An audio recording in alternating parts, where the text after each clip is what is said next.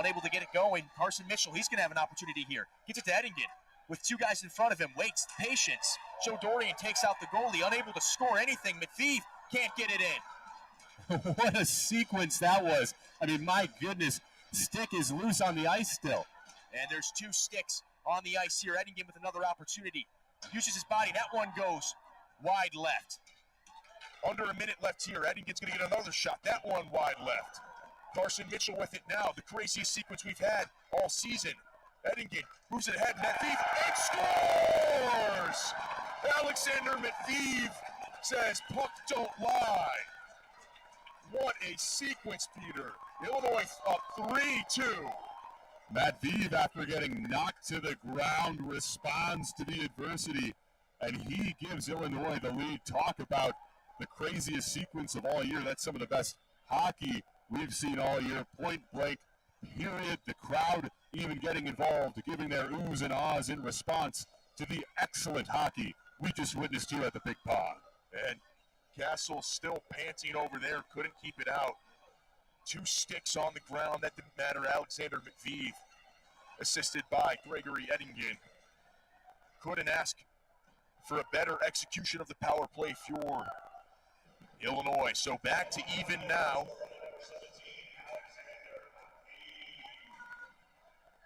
Rossi and Cheyenne fighting for it. That's McPhee's fourth goal of the season. Alpe with it now. Gives it to Nathan Dash. Swings it all the way around. Castle outside of his crease now.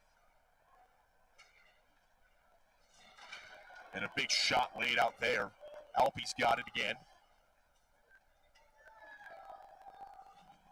Verassi meeting Tanner Hallett in that corner. Hallett able to get it out after a big shot. Hallett gives a shot to the face to Aiden Taylor, and the ref saw it. Good call there. Thought he got away with it. Instead, it looks like he sent him straight to the penalty box. I'm surprised he did see that call, Peter. I don't think he was really looking over that way. Yeah, I mean, it's like you said earlier, a lot of the time it's the second guy who gets in trouble for complaining. But the ref got the first guy in this instance, and Illinois, after scoring on the power play, gets another good opportunity here to score their fourth goal of the game. And what's hasn't been the chippiest game, when goals start to go in and you don't have that tight score anymore, I think you're going to see a little bit more of emotions. And look who's back out there, Alexander McPhee. Illinois putting their power play line back out there. Eddingen's got it. Back over to Helfer. Helfer decides between Mitchell, gives it to Eddingen instead. Helfer back with it, moves it to McPhee. McPhee looking for his second goal of the day, sends it ahead. Good stop by him. Eddingen's going to have a shot on goal. That one goes wide left. Mitchell has the puck. What I love about this Illinois power play offense is that Eddingen is playing where a right defenseman normally plays. Dorian is down there in the crease screening, and they're feeding Eddingen for these wrist shots, and then Mitchell will be there for the rebound. It's like a, rebound Bosch out to Wade type of thing, where they continue to get looks on offense. And I believe, it's actually Bosch rebound out to Allen. So pardon me. A little bit of disrespect to Ray Allen, one of the greatest shooters of basketball there. Instead, we'll turn it back to hockey in this power play. 1:10 left in it. Mitchell's got it. He's going to lose. Oh, he keeps it back, so they don't have to retreat. Eddingen's got it again, looking for another opportunity. That one is stopped by Bazak. Bazak's just going to look to turn it into offense. Has three Illinois sweaters behind him. Eddingen ahead. That one, good shot there. There's going to be a change. Illinois got an opportunity if they can make the change fast. McPhee with it. Gets it to Eddingen. Eddingen to Mitchell. And Mitchell unable to get it going. You think Greg should have taken the shot there, Peter? Yeah, I think he should have. And Caleb mentioned it earlier. Sometimes you just have to surprise the goalie by taking a shot when you're supposed to pass. Eddingen takes his shot there instead. So Dorian's going to come off the ice. Instead, it's going to be Thatcher Beauchamp who's going to play that screening role. Eddingen looking for another shot. That one flies off the goalie. So 20 seconds left here. Eddingen, the man who's got the puck, gives it to Helfer. Eddingen with a shot. That one ricochets just wide left. Mitchell with it now. 10 seconds left here on the power play. Eddingen gives it to Helfer. Trying to get that perfect shot. Mitchell's calling for it. Helfer shoots it ahead. Instead, it's going to be cleared out by Kosher. So a good stop there by Roosevelt to make sure Illinois can't pat it on. Thatcher Beauchamp with an opportunity here. Gives it ahead to Cheyenne. Cheyenne, backhanded pass. Beauchamp wasn't quite ready for it. Yeah, missed opportunity for Illinois on that power play, unable to capitalize. A lot of good looks, though. Unfortunately, they just kept going to Eddingen from the right side of the ice, and sometimes the goalie's just where the puck is. And Cheyenne had some words for Nate Brown after that one. And these last 5 minutes have been about as hectic as you could ask for. But this has been some amazing hockey, Peter. Yeah, incredible hockey. You really get to experience how these teams play when they have advantages or they're at disadvantages. These past 5 minutes, you've been able to see that. And there was a shot by Raz, that one wide left. A common theme for a couple of the Illinois shooters today. Alpe with a shot. That one is out there and scores. There's a whistle. We'll talk about it. And the whistle came before the goal. And it looks like maybe an early whistle. Peter, step in for this one. Yeah, I mean, I think I heard the whistle clearly before David Ross got the rebound. I believe the call was about a skirmish in the crease that occurred before Ross even corralled the puck. I think it's the right call, unfortunately, for Illinois. But the way their offense has been in this period, I wouldn't be shocked if it really ultimately doesn't matter. Maybe even another ball don't lie moment, if you will, Andrew. In this case, a puck don't lie moment. Indeed. Hallett's got it. We talk about momentum changing in this period. Illinois was losing the shots on goal battle. They are now leading at 16-9. They only had 4 at the end of the first period. Cheyenne with opportunity wide left. It does help when you get 2 power plays back-to-back. Dash able to keep it instead. Illinois is going to pull back. Beauchamp still out on the ice. Alpe with it. That one's intercepted.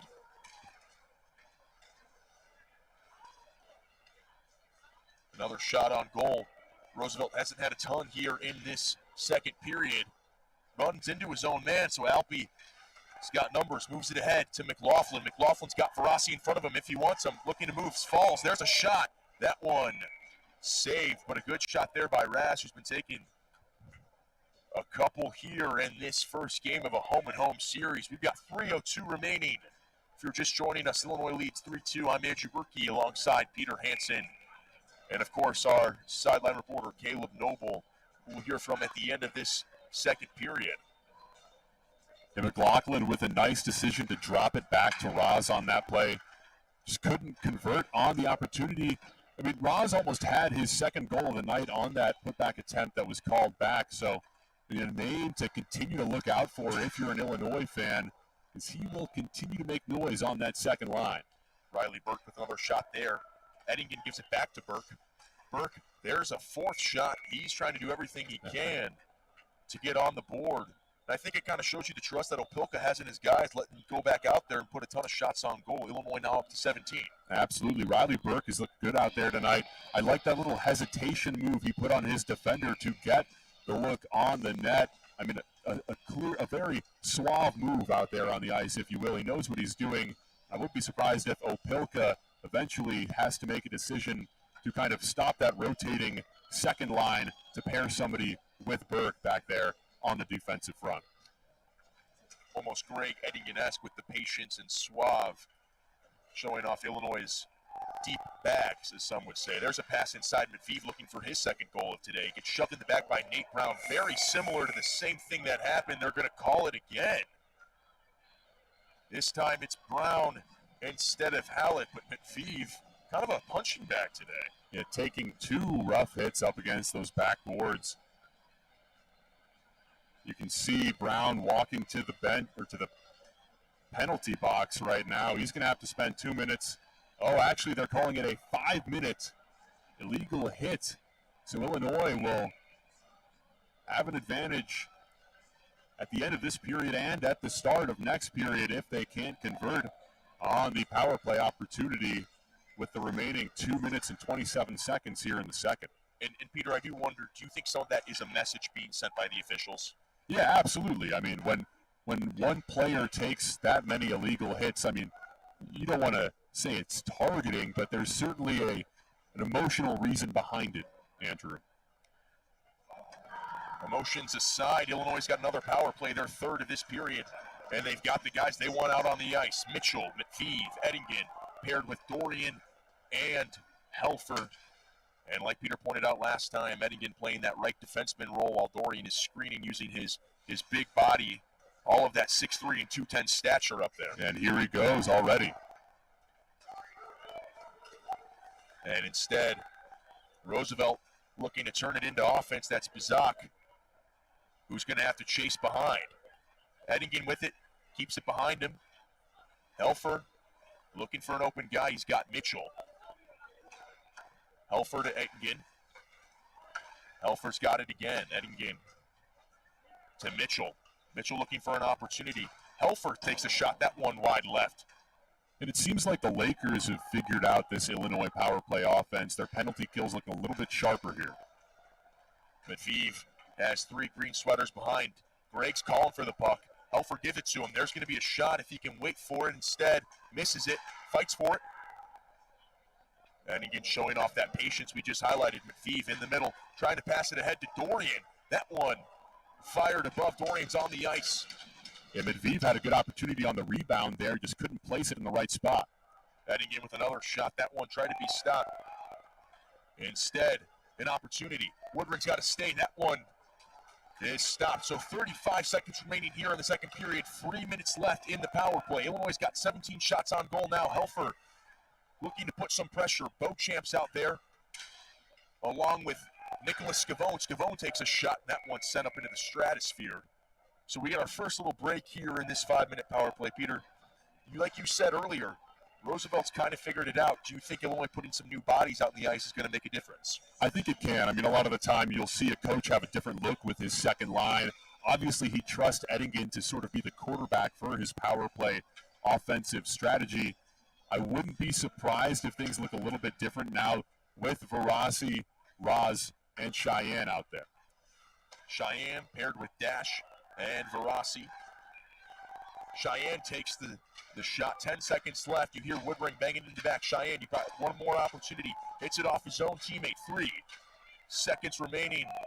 And Kosher does a good job of stopping it. But when we come back in the third period, Illinois is going to have just over 2.5 minutes of penalty left to work with. And after 2, Illinois leading 3-2 thanks to a Carson Mitchell and an Alexander Medvedev goal. Illinois a much more aggressive, but kind of controlled aggression here in the second period. Peter. Yeah, I've loved it, Andrew. I mean, they've been taking shots, but a lot of it comes down to their power play offense, getting good looks on net with Greg Eddingen. They've been fortunate enough to get 3 penalty calls against the Lakers in this period. If their own defense can continue to be sharp enough to avoid getting put in the penalty box, they're in the driver's seat, and they were in the driver's seat in the second period. When they can control the puck in their own zone as well as they could and get as many shots on goal as they did, obviously you're not going to say that they are going to win the game, but you can say they won the period. And what we're looking at right now, head coach for the Lakers, Billy Carr, not happy with the officials. I think he's trying to argue his case that Illinois got away with a couple tripping calls. And we're going to send it now to our Caleb Noble, who's standing by with the man that just scored that goal, Alexander Medvedev, in just a few moments. Medvedev's still on the ice, congratulating his teammates. He's about to come out there, and we're going to send it down to Caleb right now. Yeah, so you came up with that goal after that big hit on you that was called a penalty. What did that feel? What kind of gratification was that for you to score after that? It was real nice. Just reassurance that our work down low paid off. Then we got a power play. We gained on the opportunity. Your line scored both of those goals that period. Carson Mitchell's been a big part of your team so far this year as a freshman. What are you seeing from him and his aggressive play so far? Yeah, it's great. Keep on going hard. His work has equated to 2 goals here. I really like it. You guys struggled a bit last week offensively. You looked much better so far today. What do you think the key's been for you guys? A little bit slower pace than last week, but we've been chipping it in deep. We've been going to work. We've been poised, and yeah, it's really paying off. All right, what do you think your key is to close this game down in the third period? Get pucks deep, play hard, step on the throat. Don't let them get an inch. All right, thanks. Good luck. Yeah. Back to you guys. And instead of Alexander Medvedev, we got Nathan Dash. That's my fault for everyone at home, but Dash with some really good words of wisdom there, Peter, about how they can take this one home. How do you think this one's going to wrap up? Well, I think it's going to go exactly as Dash just articulated. Illinois is not going to give the Lakers a chance to get back into this one. They're going to continue to fire pucks towards the way of Harbor Castle. Keep an eye on Castle. Keep an eye on the conditioning of both of these teams as we reach the 60-minute mark. Don't go anywhere. We've got another fun 20 minutes left on the other side of this break. Illinois leads the Lakers 3-2.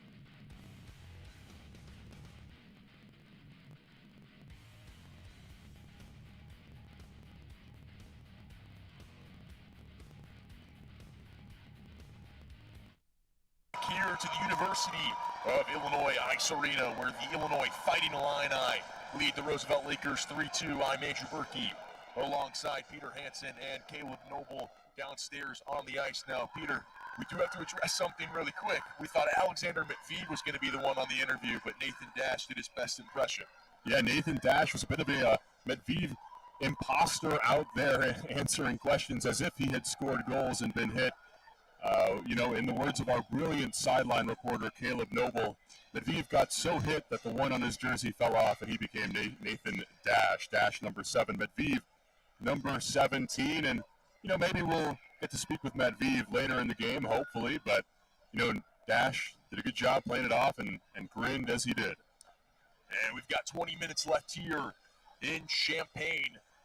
And it's going to be a 5v4 advantage for Illinois still for 2 minutes and 34 seconds because of the Nate Brown illegal hit. And your 5 out on the ice are McPhee, Mitchell, Dorian, Eddington, and Helfer. They're met by the same starting 5 minus 1. It's going to be Cade Swigert, Kohler Crozier, paired with Michael Simona and Tanner Howlett. And the Illini really need to get something going here early. I mean, this is a great opportunity, longer than a normal power play. How rare is it that you can know entering a period that you are going to get sustained time in your own zone? And there's the quick change there. 4 new bodies on the ice for the Lakers. Illinois got 17 shots on goal. The Lakers only with 11. A bit of that disparity, though, is because of the number of power plays Illinois had. Yeah, absolutely. Illinois was able to just take shot after shot after shot into the chest of Harbor Castle, and eventually they got him to fall. I love this Illinois offense that they have when it is their front lines out there. Eddingen, top right of your screen, is going to take shot after shot, and obviously Mitchell will be there for the rebound if he misses wide. There's a shot by McPhee, and Mitchell able to get it. Helfer, kind of the point guard of this power play for Illinois, as that one's going to be saved. Has the opportunity to dish it out to his I'll say, a shooting guard and a small forward in Carson Mitchell. And, of course, Greg Ettingen. And then you got your big man up front, Joe Dorian. So there's our basketball reference for the day. We'll check that box off. Andrew, that's our second one of the day. Check the second box off, I'll Precisely. Say. Andrew, earlier when we made our first basketball reference, you said it was disrespectful to call Greg Ettingen Dwayne Wade. I don't think anybody feels disrespected being called Dwayne Wade. I think the Ray Allen comparison when talking about shots would be a little bit better. There's Mitchell with his shot of his own. Joe Dorian there to try to clean it up. Couldn't get it in. Good work there by Castle. So under a minute left here in this extended power play to start off the third period. You'd like to think Illinois wants to get an insurance goal on. That's going to be a shot by Helfer. Mitchell with another one. McPhee's there. A lot of bodies swinging for it. Joe Dorian still poking at it, and it's covered up by Castle. So 46 seconds left here for the Lakers to kill off. Yeah, heck of an effort. You can see Eddingen on your screen right now, really the quarterback for that power play offense. At times, you could tell Castle didn't even know where the puck was. He was scanning for it, obviously finally able to hold it. Great stuff there from the goalie in net for the orange and black. The green and black. Opelka's decided to stick with the same 5 for the duration of this power play. 35 seconds remaining here. They've got an opportunity. Fresh skates on the ice for the Lakers. Helfer making a couple moves, using his joystick, gives it off to Ettingen, showing his patience, waiting for an opportunity to open up. Tries to give it to McPhee. He does. McPhee gives it to Helfer. McPhee back to Ettingen. Ettingen, you'd like to think they're probably trying to set something up for Carson Mitchell on the other side. 15 seconds left here. McPhee. There's a shot. That one not able to go in. Ricochets off. Back to Helfer. 10 seconds remaining here. Woodring giving his guys the crew. Gives it off to Helfer. Helfer looking for a shot. That one scores! Atticus Helfer with a goal. Illinois leads 4-2. Used every last second of that power play to put them up by 2. Yeah, right at the buzzer. My goodness. Illinois needed all 5 minutes of that penalty, and you know what? The end result is the same. It doesn't matter how long it takes. They got their 4th goal of the game, and now they lead by 2. Atticus Helfer kind of orchestrated that power play throughout the first 3 minutes of this period. He's going to get a breather. And it's going to be his first goal of the season, his 5th point. Known for a lot of assists for already on this year, but gets that first goal. And there's not going to be a much better feeling. In his spot, it's going to be Cheyenne, Roz, and Verasi, with Alpi and Dash out there, the Matt Vive impersonator.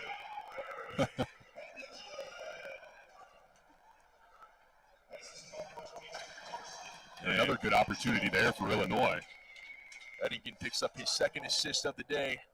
As Peter just said, Illinois had an opportunity, so Roosevelt will sub out their skaters, put 5 new guys on the ice. Coach Carr talking to the officials. There's going to be a bit of a stoppage here. And looks like they're going to talk to the Illinois bench. Talking to Opelka now. So a bit of a stoppage here, not sure why.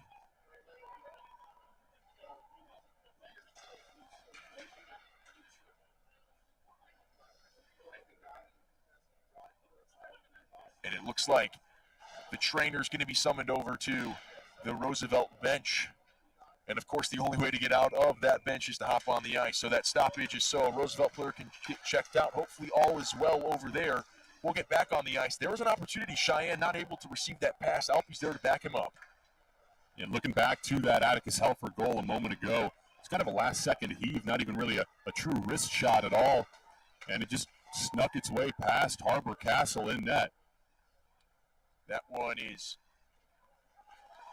fished out by Alpi, someone who's had a really active evening. Not on the stat sheets, but he's been there in crucial moments throughout this game.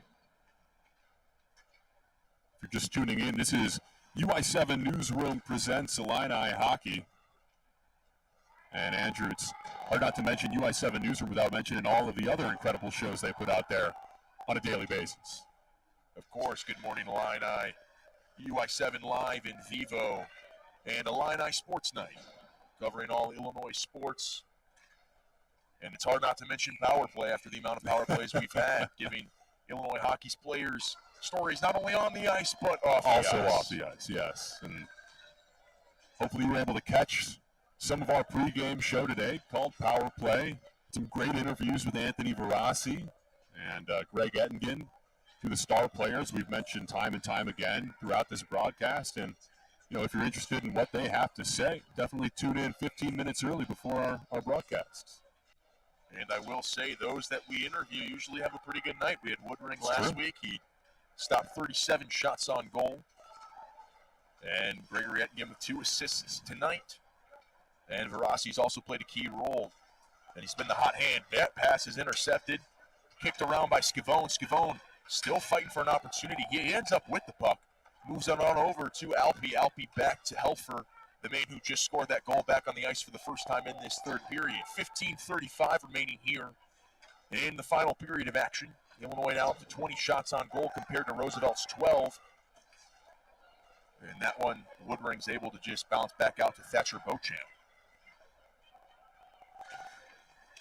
Helfer looking to make a move. Alpi's there to help him out. Caravella for the Lakers is in the middle of all of it, able to give it off to Bizak. Bizak, who's had a pretty quiet night. A big shot laid on there on Helfer. Bizak with the puck, leading point scorer a season ago for the 10-13-2023 team.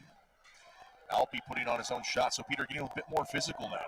Yeah, absolutely. I mean, it's bound to get more physical when a team starts to feel frustration set in. The Lakers now trail by 2 goals, and I think that's going to be an offside call on Illinois there. But frustration definitely sets in once you reach a point in the third period when you're down by more than 1 goal. I don't think they're in panic mode yet, but certainly in desperation mode a little bit as they look to get back on the board here. But ever since the start of that second period, it's been a different game. That first period obviously ended with a score of 1-1. And since then, Illinois has led the shots on goal battle. They've led that by 12. There's a shot. That one's able to be held in by Woodring. Aiden Andrews and Leskaj give Crozier a friendly tap in the back. like you said, frustration starting to mount a bit. 14:30 remaining. Illinois leading 4-2 thanks to goals by David Roz, Carson Mitchell, Alexander McVeeve, and Atticus Helfer. And the Lakers had 2 goals of their own. Were able to respond to those first 2 goals thanks to Drake Adams and Andrew Lozenak. However, since then, the game's gotten a bit sloppy for the Lakers. A couple of penalties, including that illegal hit at the end of the second, which carried over into the third, where Illinois was able to score 2 of their goals in power play. Yeah, I think sloppy a little bit. As a whole, we mentioned entering that second period, there weren't any offsides, there weren't any icings, and there weren't any penalties either. And since then, we've had a plethora of all 3 of those things occurring here at the Big Pond, and it's bound to occur more as the team in green starts to try and fight back. Joe Dorian back out on the ice, first time since they scored on the power play. He's paired with Nathan Dash, who is dashing across the ice as always. Oh, you killed me, Andrew. I try my best. That one's going to be fought for in the corner. 13:45 remaining now. Minutes just ticking off. Illinois trying to play keep away from Roosevelt. Carson Mitchell is going to try to add an insurance goal here. He's got Greg in front of him before Green Sweaters just pops it up as there's going to be a line change. David Ross back out there. Helfer paired with Luke Alpe. Mitchell's going to make his way over. Waiting for a change. He's going to actually stay out there. That one's back into the blind spot. Some big hits being laid on here in the third period. We saw a couple on Matveev in the second, and that led to some crucial penalties. I think you can't let frustration get to a point where you continue to commit those penalties, because then you're just hurting your own team. So far in the third, it's been a clean game. Pishker and Elcombe out there on the offensive for the Lakers. And instead, they will retreat. And that puck moves ahead. Woodring bounces it out. Alpe will get it, but it's going to be intercepted there by Pishker. Pishker looking to just put something towards his crease. Instead, Illinois able to get rid of it thanks to the good stick hands of Verassi, who has an opportunity here. And there's a shot. That one bounced off. Goalie takes a shot. Ends up on the ice. Both skates in the air. Takes his helmet off. Verassi up against the board. And that one is going to take a second. He'll skate around. They're going to have to lodge that net back in place. 12:26 remaining. Scary scene here as multiple players end up on the ice, Peter. Yeah, you certainly hope Harbor Castle's okay. I mean, it looks a little shaken up in net right now. You can see the backup actually in the Roosevelt bench getting ready to enter. Looks like Castle will try his best to stay out there. That backup would be Mike Massaro, the freshman from Palatine, Illinois, who's never played in a collegiate game. Castle's got the gloves and the mask back on. Couldn't hold on to his stick, fell down there, but a huge hit.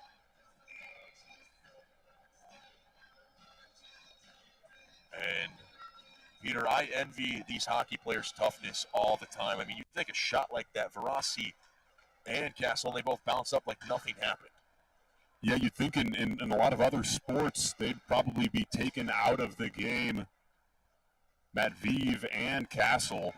Concussion protocol, of course. Exactly. I mean, especially when you see him as he's trying to get up, drop his stick, fall back to the ground. Not the greatest sign for your goalkeeper. They'll keep him in.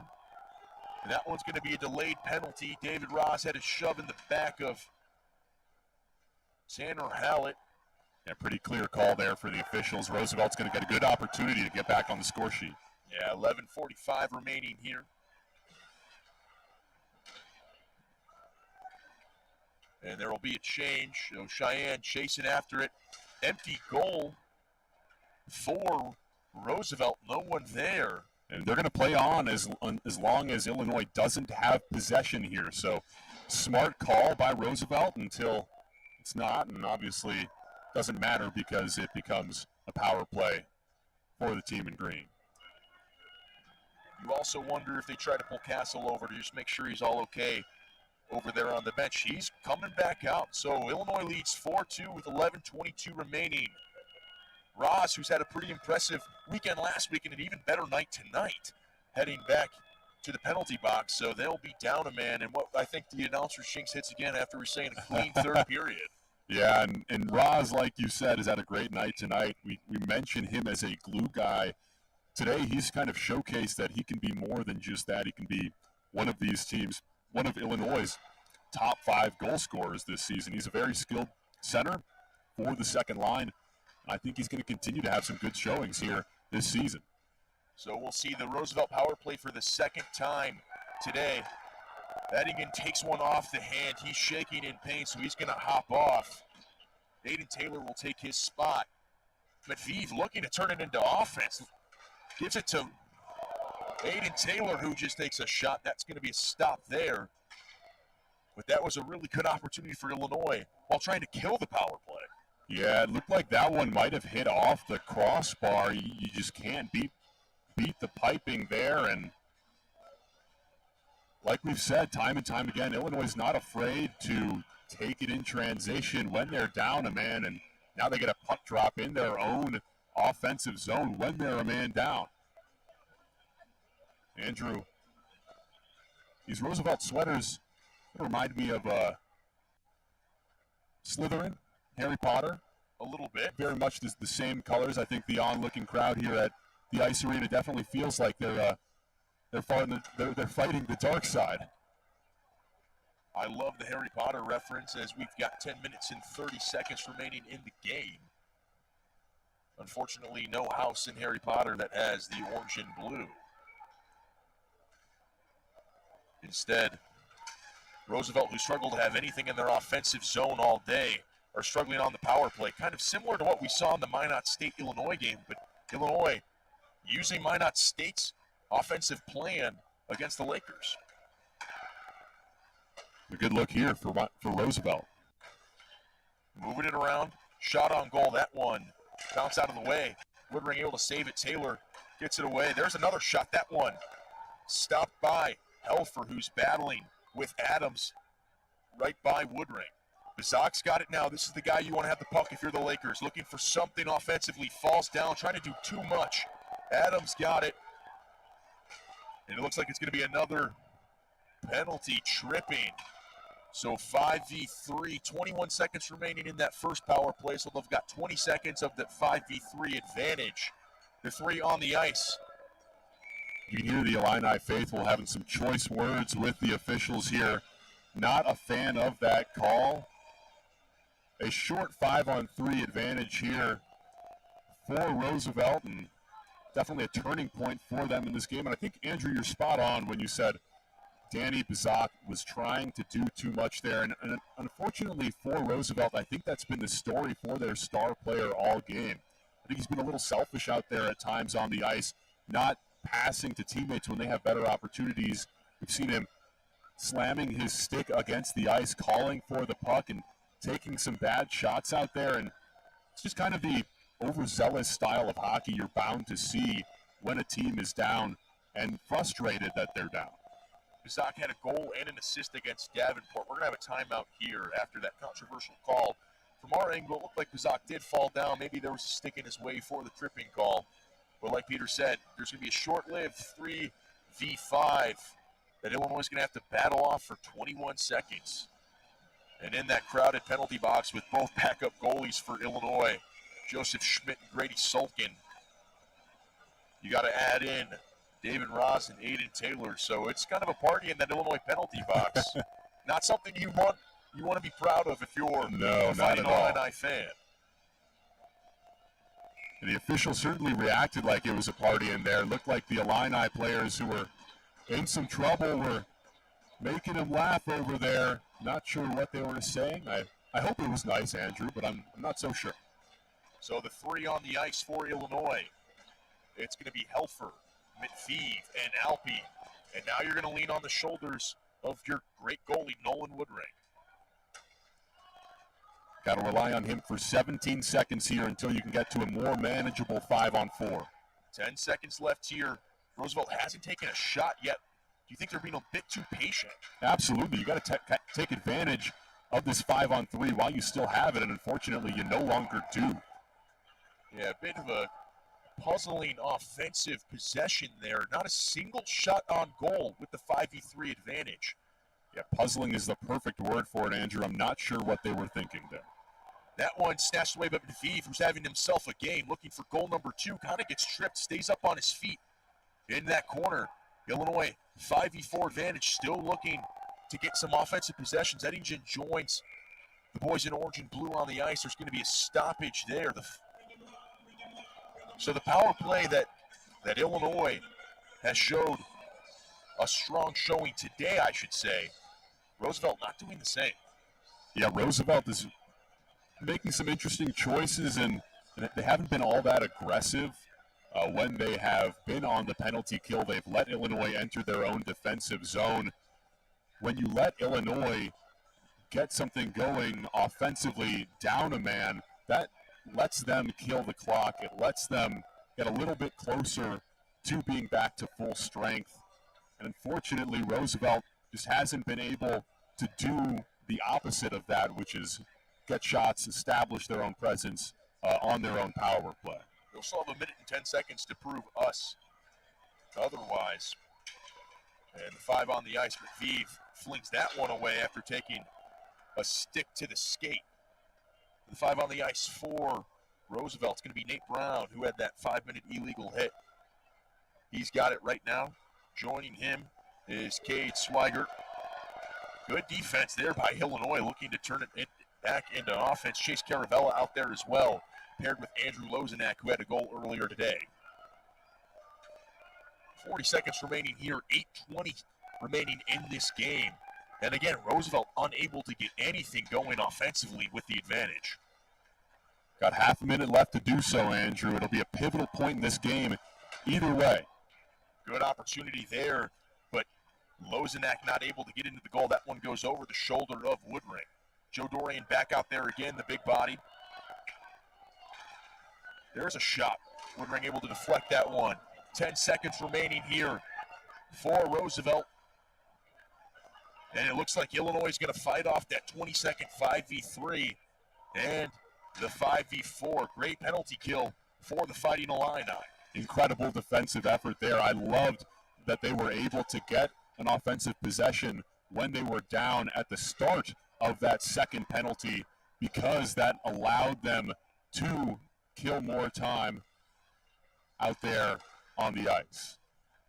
Cheyenne's back out there with Roz, who had the earlier penalty. Helfer with Alpe. Kosher on the ice for the Lakers. Alpe under the skates of Roz.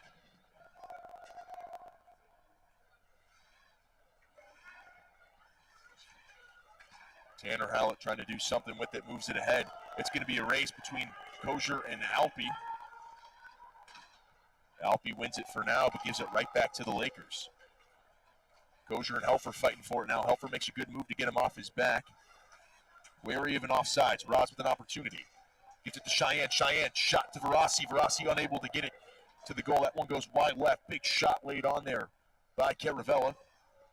And obviously at this point in the game, Illinois will want to score another goal. And it's going to be too many men on the ice now. Frustration setting in there as Michael Simona slams his stick up against the boards. He does not like that call one bit.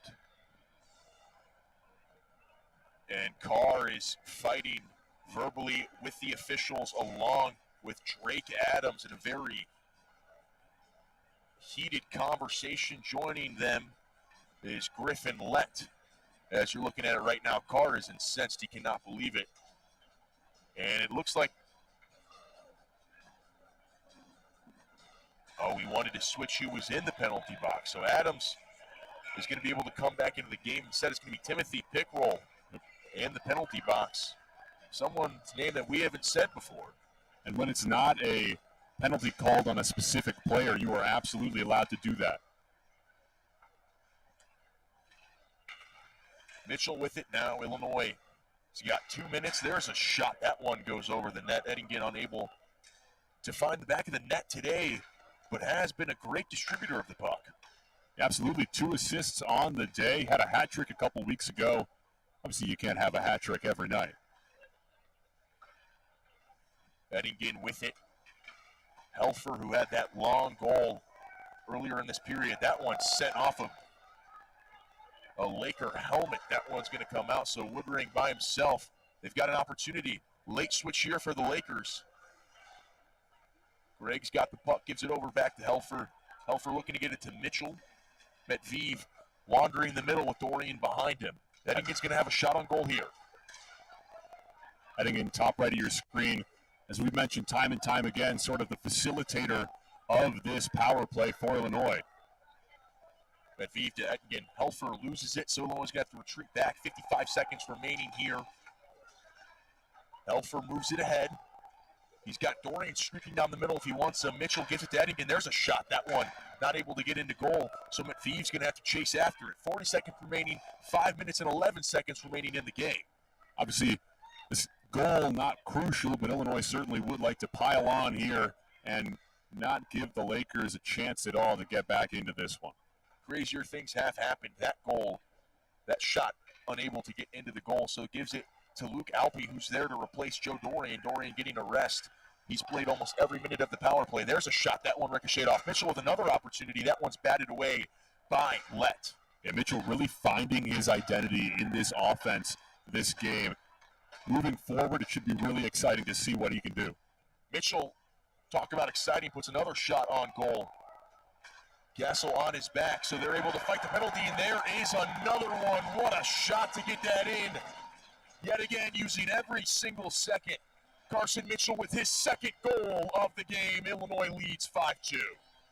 I know, Andrew, we've talked about announcers' jinxes today. I'm going to take credit for that one in the opposite direction. I was hyping Carson up, and there he is right there getting his second goal of the day.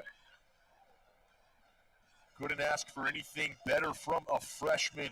Illinois adds that insurance score on. They lead 5-2 here with 4 minutes and 27 seconds remaining.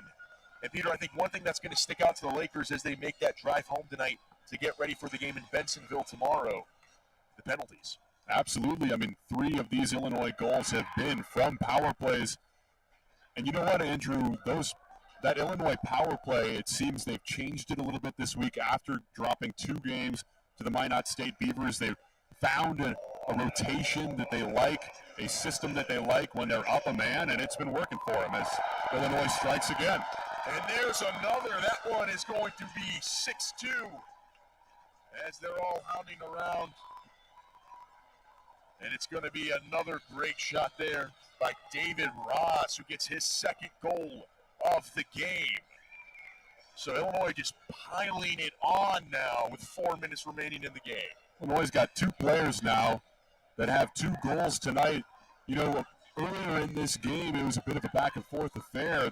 Illinois and Roosevelt were exchanging goals. Since then, Illinois has had 4 consecutive unanswered goals. I mean, entering this period, Nathan Dash said that they were going to put their foot on Roosevelt's throat, not give them a chance to get back into this one.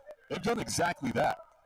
And it's a very similar theme for Roosevelt goalie Harbor Castle, who gave up 3 goals in the third period against Davenport on Saturday. So Illinois leading 6-2 now. Fans don't really have to hold their breath anymore as 3:48 remaining. And you start to think as Roosevelt starting to look forward to their game tomorrow at home, where both teams will travel to. Talk about a bounce-back game for Illinois, Andrew. I mean, after dropping 2 tough ones, they were bound to get back into the win column with this one. And you know what? I think that their game plan was really well executed. They didn't let this game become a trap game. They didn't take it unseriously. They had the same game plan they normally would. And you know what? They executed it the best I think they have all season. Barassi with the assist on that one. Boosts his assist numbers to 2 on the year, giving him 5 points. So right now in that blind spot fighting for the puck is we've got 3:15 remaining in the game. And at this point, Illinois can just play keep away. I'm excited to see who Caleb's going to be able to pull off the ice for player of the game when you have so many different options. I mean, he might even have to pull 2 guys off the ice.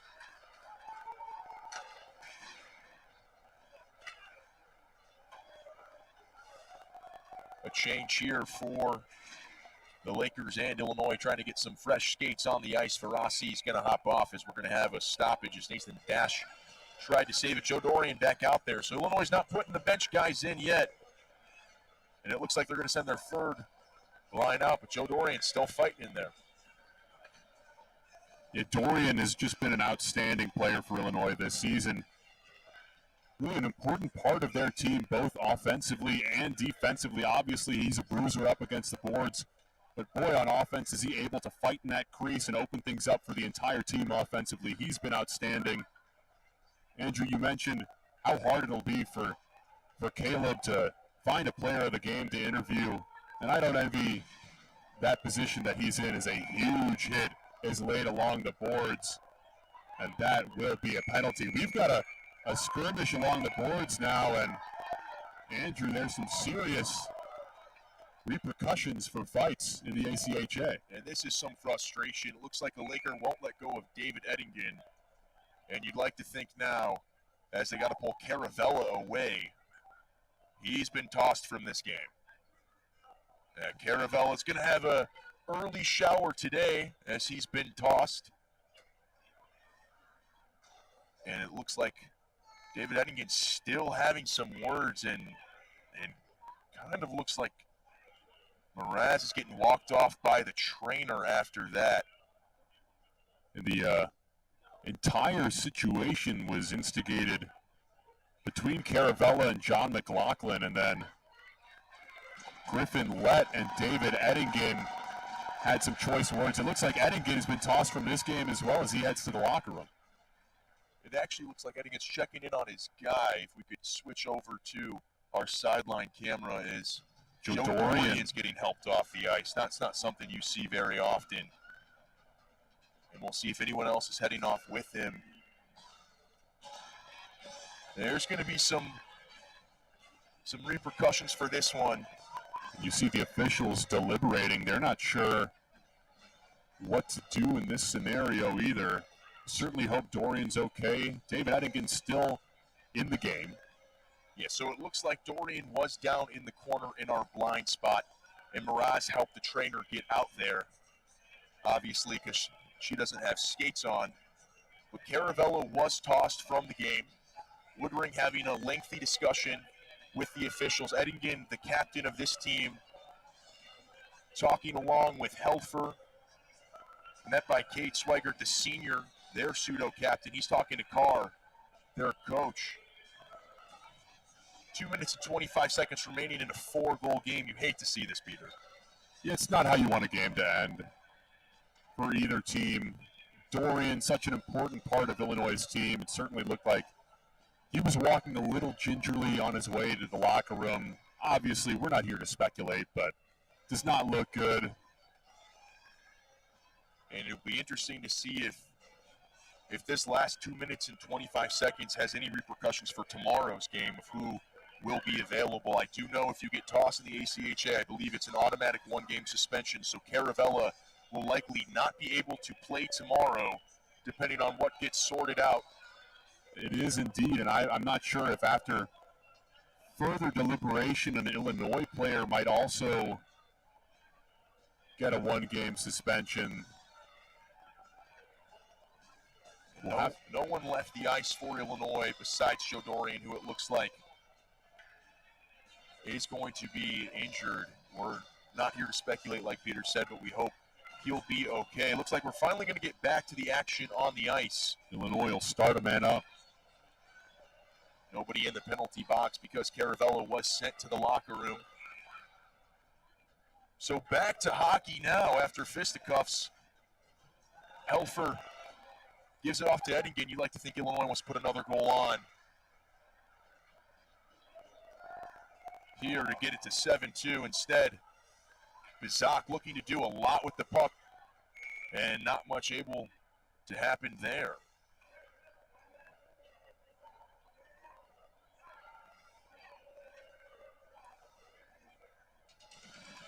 And they're still having words. I think frustration's boiled over. Helfer's going to hop into the penalty box now for this final 2 minutes.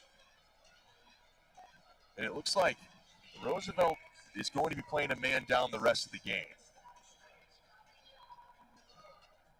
And I'm not sure Helfer was the one who the call was supposed to be on. I believe it was either Mitchell or Verassi who was racing down the ice with Danny Bizak and just kind of held onto his jersey. I think there might have even been some hooking involved in that scenario with the stick between the legs, and obviously some retaliation as a result of taking down one of their players. And Bizak got hit where the sun does not shine. Never a good feeling. And Bizak runs into his own man, Adam. So just when you thought anything else could go wrong for the Lakers, it just piles on. Yeah, Bizak threw his glove in frustration on the bench. He is not happy with himself or his teammates. I mean, I don't think a sequence can get worse for a player. Obviously, you mentioned him getting hit with the puck in a place that shall not be mentioned on this broadcast, and then right as he gets up to head to the bench, he gets leveled by his teammate.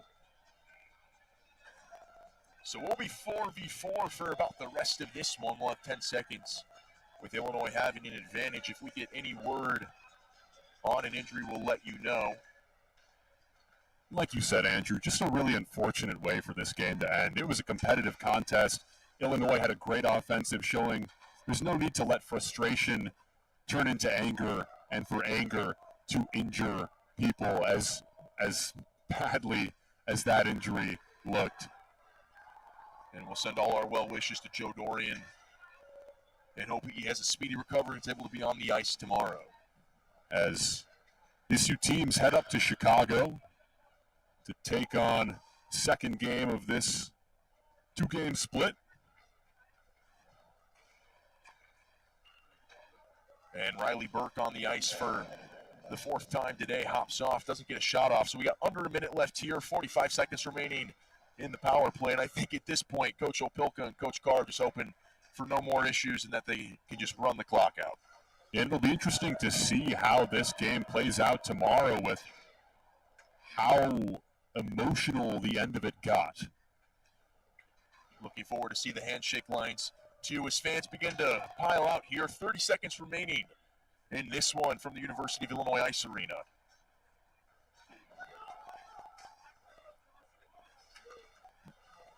Kyle Mraz out on the ice in the spot of Joe Dorian.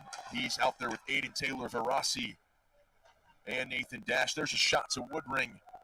3, 2, 1 on that power play clock. So we've got 8 seconds remaining. Illinois will hang on to it, and they will hang on to this win by a healthy margin, 29 shots on goal, and they get the job done 6-2, not without losing that key defenseman, Joe Dorian. However, Illinois is going to be able to celebrate this one, Peter. Yeah, Illinois was in the driver's seat this entire game, and boy, were they just able to get away with it in the third period. 3 goals in the third period, They led 3-2 at the end of the second. And I'm going to try to send it down to Caleb right now to see if he has any more information on what kind of transpired down there right by him. Caleb? Yeah, guys, Joe Dorian, that was a really big hit. Obviously, one of the officials thought was bad enough to kick the guy out of the game. Really ugly for one of the team leaders. And, it's not any surprise that Illinois took exception with that one. So you do believe that Caravella was kicked out of the game due to the hit, not because of the shoving and pushing afterwards? Yeah, I do believe he would have been kicked out regardless. All right, I appreciate it, Caleb. We'll send it right back down to you when you have your star Illini to interview. We're looking forward to it. But Peter, it's really interesting to see right now the two teams kind of talking to each other on the way out. Doesn't look like there's much bad blood. No, not at all. And I think that's important, especially considering that they have to play each other tomorrow. If you want there to be bad blood, let those shenanigans transpire at the end of the series and not interfere with the game. And it's good to see Woodring and Bizak talking by the officials with smiles, talking to each other. It looks like Caleb's going to have Alexander Matveev in just a few moments. They're still on the ice.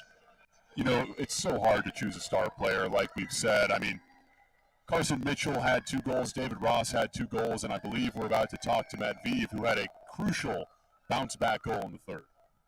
And of course, the real McPhee this time. Yes, not the Nathan impersonator. Dash doing his best impersonation.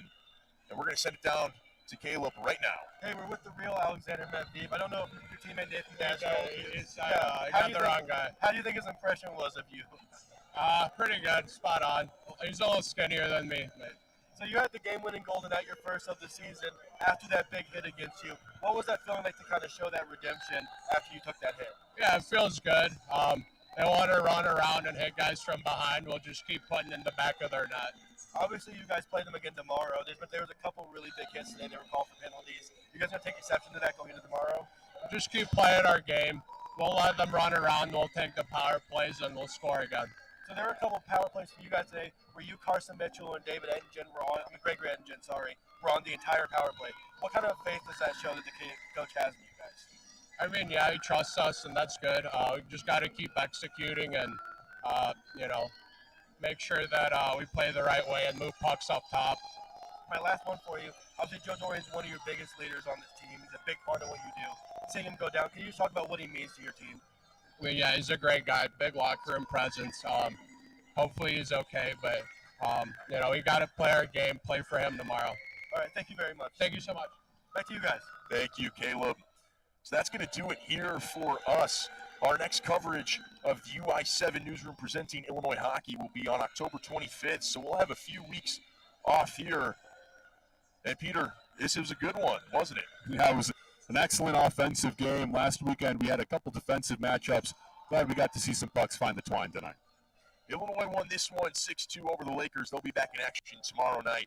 And we're going to say so long from the University of Illinois Ice Arena. I'm Andrew Burke.